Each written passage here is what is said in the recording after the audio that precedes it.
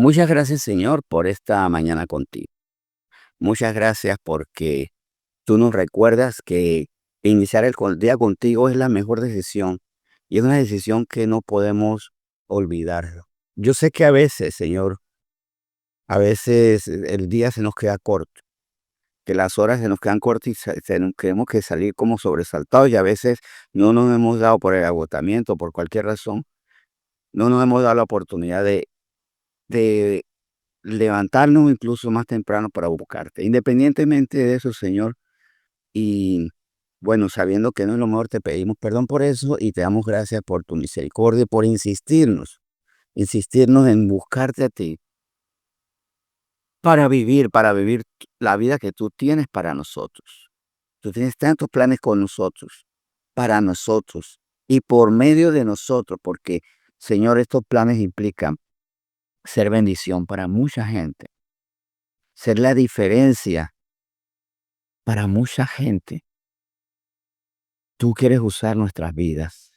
Y cuando te buscamos, Señor, es para saber qué hacer, pero también por medio de la oración, de estar juntos, pedirte, Señor, capacítanos. Porque como siempre insisto, tu palabra es maravillosa, pero en la carne es imposible vivirla. Por eso tú nos das de tu propio espíritu, nos das una nueva naturaleza. Y recuérdanos esto, Señor. Tenemos en ti, en Cristo, una nueva naturaleza. Ya no vivimos nosotros, sino tú vives en nosotros. Y lo que vivimos ya no lo vivimos, vivimos conforme a la limitación de nuestra carne, de nuestras emociones, sino por medio de la fe en Cristo Jesús. Creemos que tú estás en nosotros y que tú haces nueva criatura y que nos llenas de nuevo, del poder del Espíritu. También nos das dones, Señor, para servirte. Hacer de nuestra vida algo sobrenatural, no para con eso aprovechar, sino para servir, no para intereses personales, sino para los intereses tuyos. ¿Y cuál es tu mayor interés? Que todos tengan eternidad contigo. Pero que de antemano, como un previo maravilloso, antes de la vida eterna, disfrutemos de una vida aquí útil, provechosa, fructífera, santa, agradable, perfecta, Señor. Hoy estamos delante de ti para decirte, enséñanos a vivir. Necesitamos aprender a vivir mucho más. Hay mucho que tenemos que aprender. No podemos dar por hecho, al contrario. Mucho tenemos que aprender de ti. Tú eres el maestro perfecto. Y aquí nosotros, imperfectos, venimos ante el perfecto, pero también llenos de tu espíritu perfecto, Señor. Creciendo en ese espíritu para comprender y también para poder hacer, porque hay verdades que cuando las comprendemos y nos vemos incompetentes ante ellas, nos negamos, pero cuando comprendemos, claro, porque si no son competentes, ¿cómo vamos a aceptar? Pero cuando entendemos que tu espíritu nos hace competentes, entonces nos entusiasmamos y vamos a la tarea con entusiasmo. Señor, aquí estamos, háblanos, tus siervos te escuchamos. En nombre de Jesús te lo decimos, amén. Muy bien, gracias a todos por estar aquí conectados y vamos a examinar nuestra vida conforme a algo que puede estar ocurriendo y que no es correcto, o tal vez estamos ya en la zona correcta, en la zona adecuada. El título está en signo de interrogación, es una gran pregunta. Situaciones o sentimientos. ¿Qué es lo que está riendo y qué es lo que está viviendo, qué es lo que estamos viviendo? Situaciones o sentimientos. Miren, para darle más contenido a esto, primero introduzco, Dios quiere, ¿qué es lo que Dios quiere? Que tengamos paz, o sea, que sintamos paz en las situaciones de angustia. Pero curiosamente nosotros solemos tener angustia en las situaciones de paz. ¿Y cómo así? Eso como paranoia, ¿no? ¿Verdad? Que a quién me quiere hacer daño. Un miedo. Y vuelvo y repito, nosotros no estamos sintonizados con Dios porque Dios quiere que nosotros tengamos paz en las situaciones de angustia, en las situaciones difíciles que vivimos, muy peligrosas. Pero nosotros a veces teniendo paz, sufrimos angustia. Lo primero que es tener paz en las situaciones de angustia es producto de la fe. Lo segundo, tener angustia en medio de la paz es tener miedo. Y ambas cosas, ambas situaciones, ambas instancias son espirituales.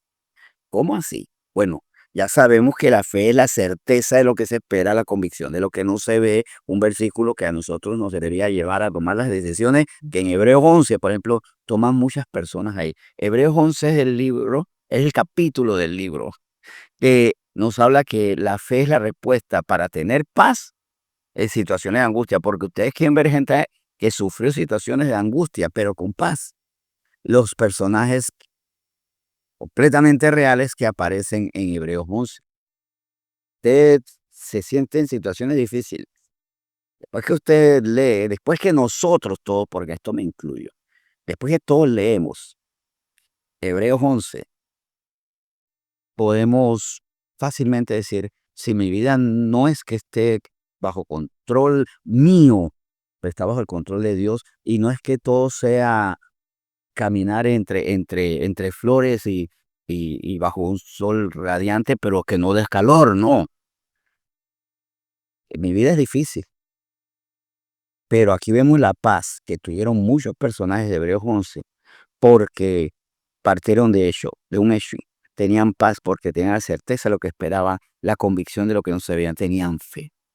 Ahora, el miedo, que es lo contrario, es esa angustia por un riesgo. ¿Por qué tenemos miedo? Porque hay un riesgo que puede ser real o puede ser imaginario. Y por eso el miedo a nosotros nos afecta, pero también hace algo muy daño, nos anula. Lo que a mí no me gusta del miedo es que me anula, me impide, me resta, me convierte a veces en cero mis facultades, las facultades de decisión y raciocinio. Cuando usted tiene miedo, se reduce o se distorsiona, se desvía la capacidad, la facultad de tomar decisiones. Yo no sé qué hacer porque tengo miedo, lo hemos escuchado. O no sabemos razonar bien lo que estamos viviendo. Entonces tomo decisiones apresuradas como, ¿sabes qué?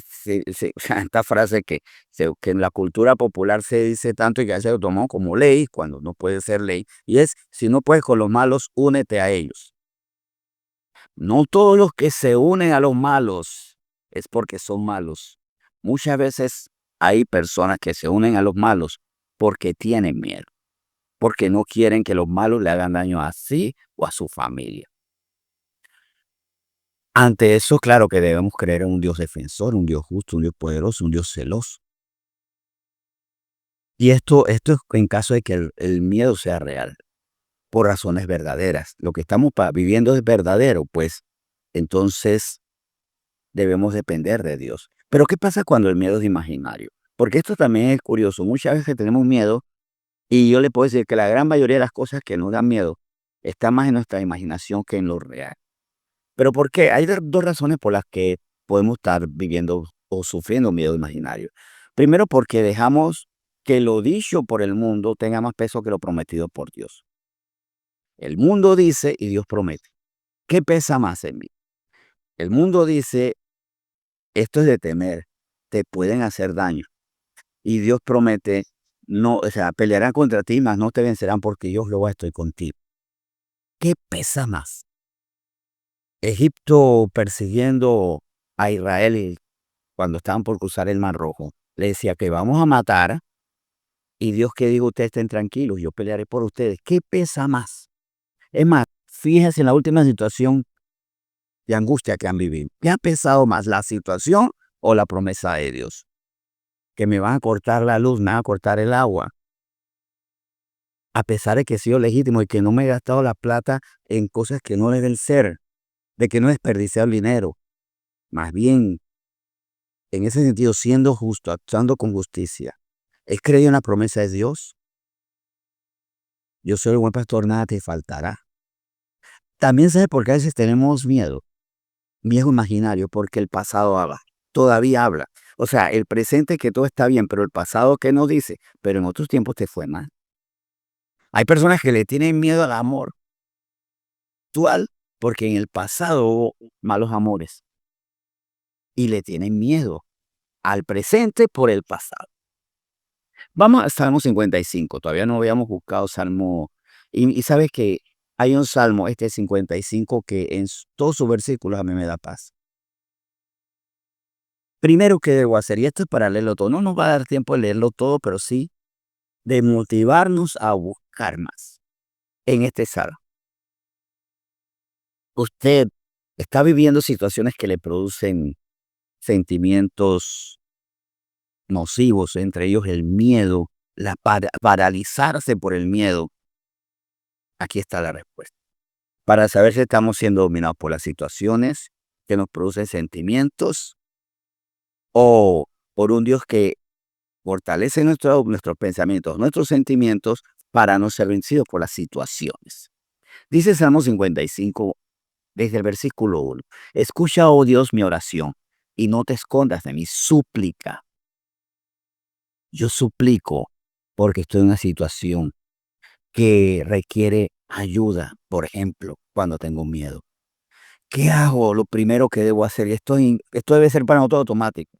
Tengo miedo, debo buscar a Dios.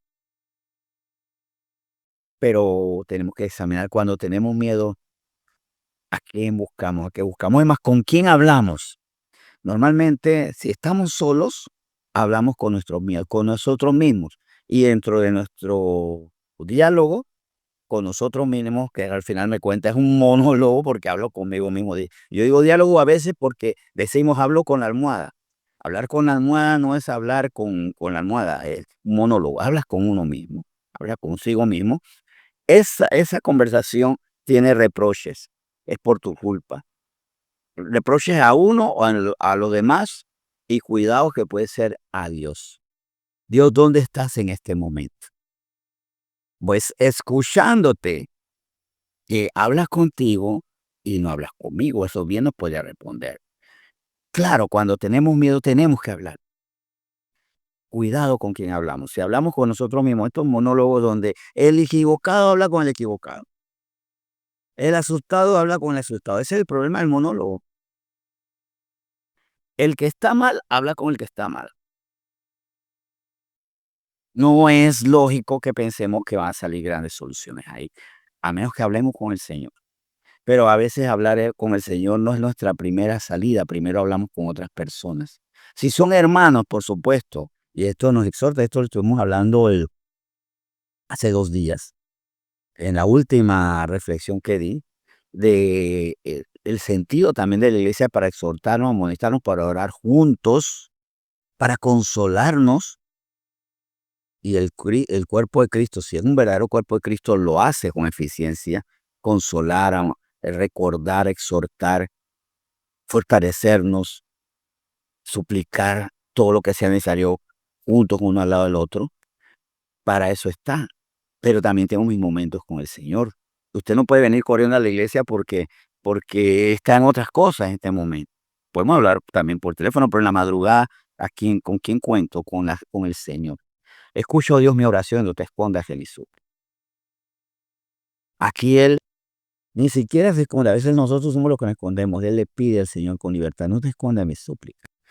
Y sigo leyendo, está atento y respóndeme, clamo en mi oración y me conmuevo.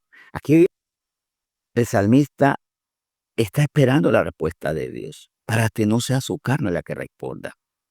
Yo suelo pedirle perdón a Dios cuando dejo que el susto me domine y no recurro a Dios por un minuto, a veces por un minuto que me atraso, yo le pido perdón a Dios.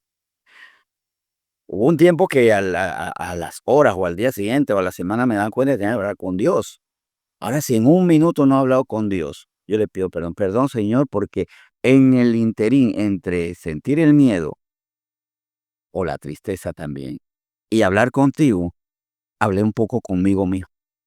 Cuando lo que yo tengo que decirme a mí mismo es tiempo de hablar con Dios.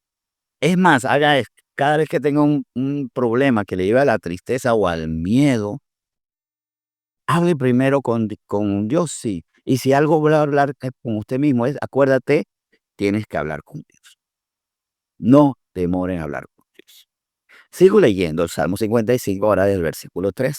A causa de la voz del enemigo, por la opresión del impío, porque sobre mí echaron iniquidad y con furor me persigue. Por eso se acuerda que él dice, clamo en mi oración y me conmuevo. ¿Por qué? Hay razones. Aquí el hombre no estaba en su imaginación.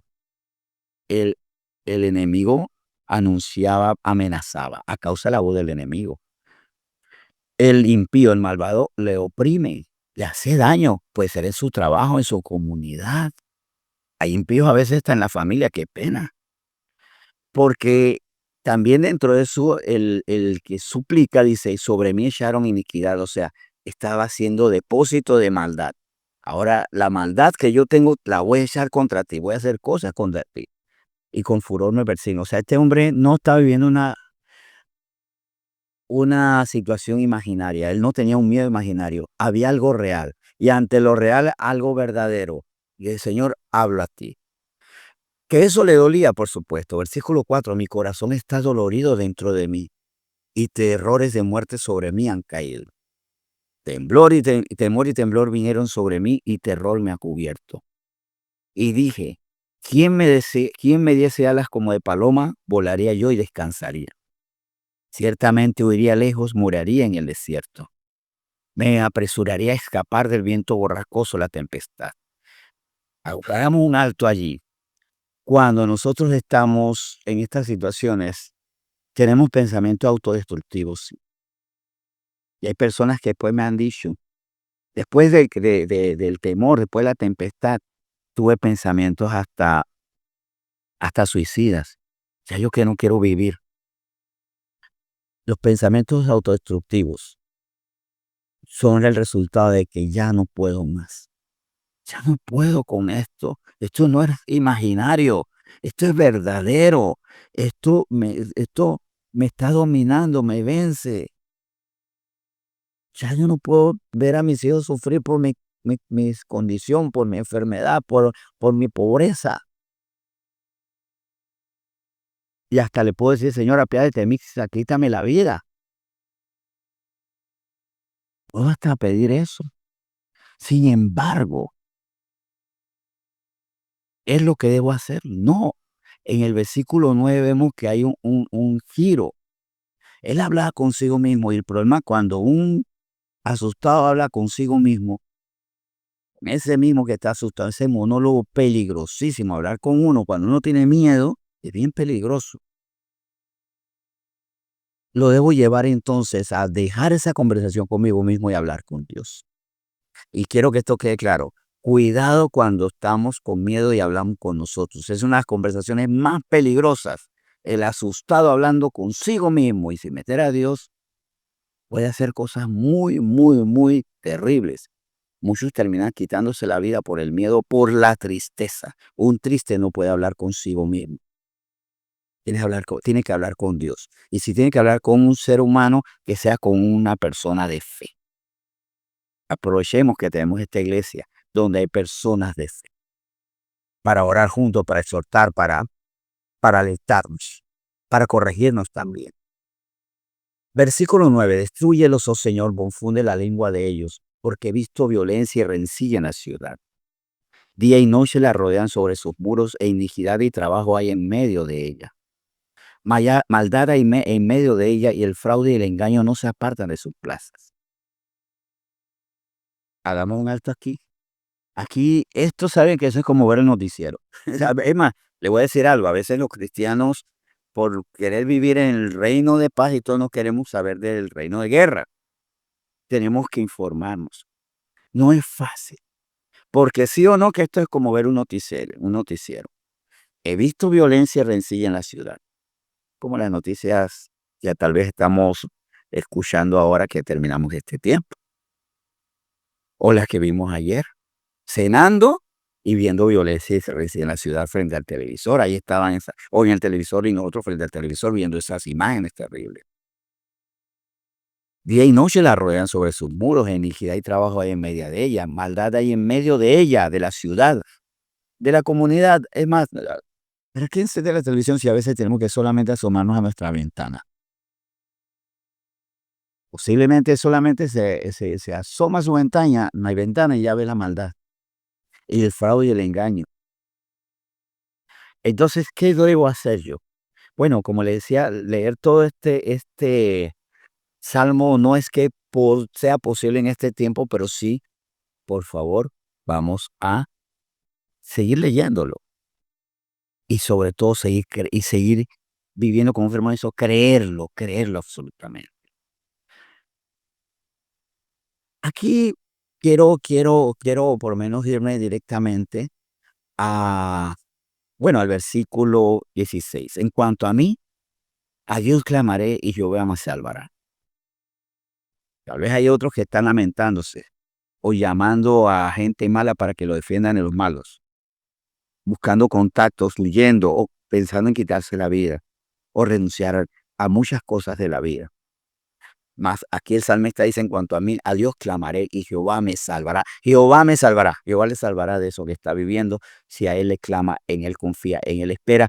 Y mientras que espera, no hace injusticia. Porque decimos, yo espero en Dios, pero mientras tanto comienzo a hacer cosas que no son justas.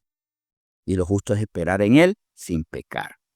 Dice, versículo 17, tarde y mañana y a mediodía oraré, clamaré, y Él oirá mi voz. Tarde y mañana, no es la oración, bueno, Señor, te entrego esto, espero informes, que le vaya muy bien. Hay oración, hay clamor, tarde y mañana y a mediodía, cuantas veces tenga que clamar, debo hacerlo y Él oirá mi voz. Él redimirá en paz mi alma de la guerra contra mí, aunque contra mí haya muchos. Dios oirá y los quebrantará luego.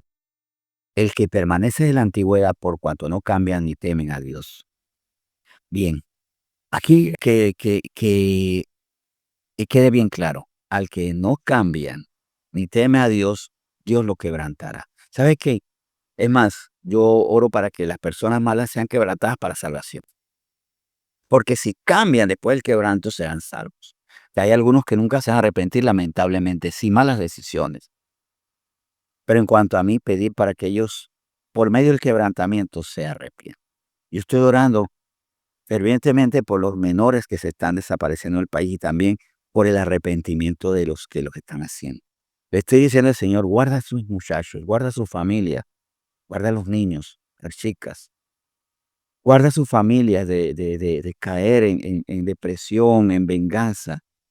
Lleva a esas personas que están haciendo esto al arrepentimiento y en tus manos está desmantela lo que haya que desmantelar, porque si hay personas que no se van a arrepentir, desmantela. Y lo hago continuamente. Confía en Dios, Él hará. Las situaciones no me deben llevar a sentimientos alejados de Dios. Más bien, mis sentimientos tienen que ser fortalecidos por el Señor para no ser dominados por las situaciones. Las situaciones negativas siempre estarán, pero mi Dios nunca dejará de ser. Por encima de eso, mi Dios nunca dejará de ser. El que haga caso es donde me coloco yo. Ahí está. ¿A quién le hablo en medio de esta situación? ¿Con quién converso? Yo triste con yo triste con alguien sin fe, con fórmulas humanas, o yo triste con Dios y con hermanos en la fe espirituales. Vamos a orar. Señor, gracias por esta palabra. Nosotros estamos viviendo situaciones de temor. Algunas ahí tocando a la puerta, o algunas mirando a nuestras casas. Pero hay otras que también nos llevan a temor. Ahora, Señor, todos los que tenemos cerca, sobre todo, y que cuidamos de los menores, hijos, nietos, hijas, nietas, nosotros tenemos razones para tener temor. Pero por eso debemos clamar día y noche, confiando en ti, Señor, confiando en ti, persistiendo, persistiendo, clamando y que ese clamor nos lleve no solo a pedir por los nuestros, por supuesto, siendo justos, por todos los que ven esta situación. Pedir por las víctimas, por los seres queridos de las víctimas. Pedir por los malvados para que se arrepientan. Y si no quieren hacerlo, su decisión está que tú los quebrantes y que desmanteles los planes del enemigo. Señor, gracias por este tiempo donde nos llevas a examinar qué lugar te damos ante el miedo. Alto a las conversaciones con nosotros mismos, alto a las conversaciones con personas que no son de fe, que aunque nos amen no tienen la palabra correcta. Gracias por ser nuestro Dios que lucha por nosotros cuando estamos tranquilos, confiando en ti. Bendecimos este tiempo en nombre de Cristo Jesús. Amén.